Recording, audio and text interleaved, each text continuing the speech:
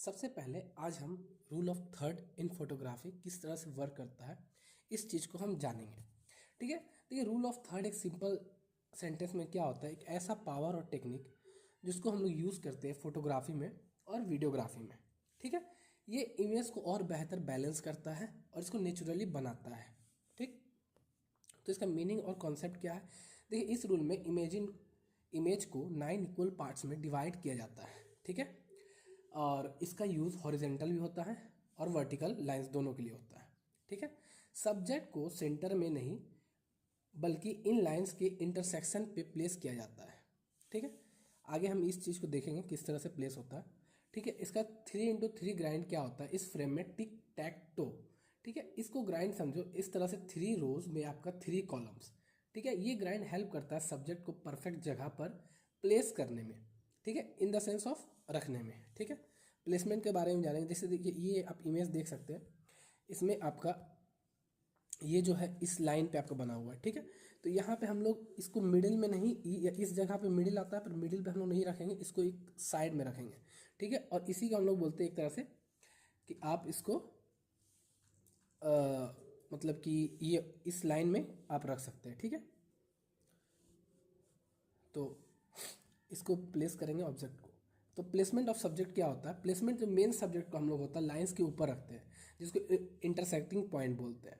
ठीक है, वहाँ रखा जाता है। इससे क्या होता है, व्यूअर्स को अटेंटिवली नेचुरली सब्जेक्ट पर जाता है। ठीक है, व्यूअर्स का किस में यूज जाता है, इस पे जाता है, इस चीज़ पे। ठीक है, तो इससे क्या होता है, फोटो और अट्रैक्टिव लगता है और बैलेंस्ड लगता है। ठीक है, यहाँ पे भी देख सकते हैं, यहाँ पे हम लोग ये इमेज को इंटरसेक्ट यहाँ पे करते हैं। ठीक है, हॉरिजॉन्टल और वर्टिकल लाइन के पास। ठीक है,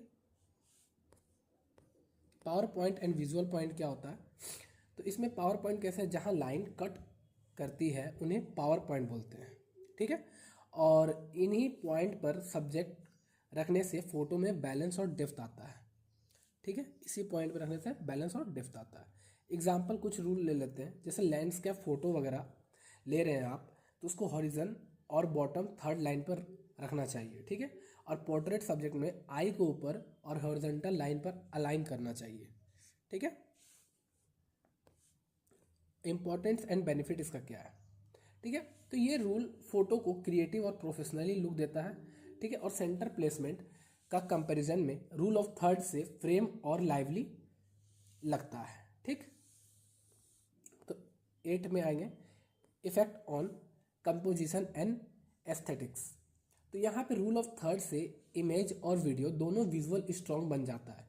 ठीक है, ये फ्रेम को नेचुरल, डायनेमिक और स्टोरी टेलिंग फ्रेंडली बनाता है।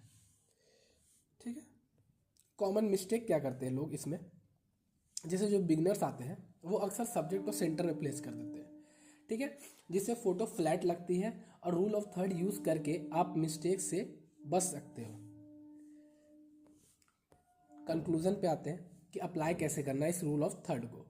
जब भी फोटो या video rule of third apply करना, याद रखिए ये छोटी सी टेक्निक है, आपके शॉट्स को और प्रोफेशनल और ब्यूटीफुल बनाती है। तो ये था। ठीक है, जैसे ये आप एक फ़ोटो है, इसको आप देखिए, इसको देखिए कितना बैलेंस्ड है, नेचुरल है, और इसको प्रोफेशनल टाइप का ये लग रहा है। ठीक है, तो ये आपका रूल ऑफ थर्ड पे इम्प्लीमेंट होता है ये photograph. Thank you for watching.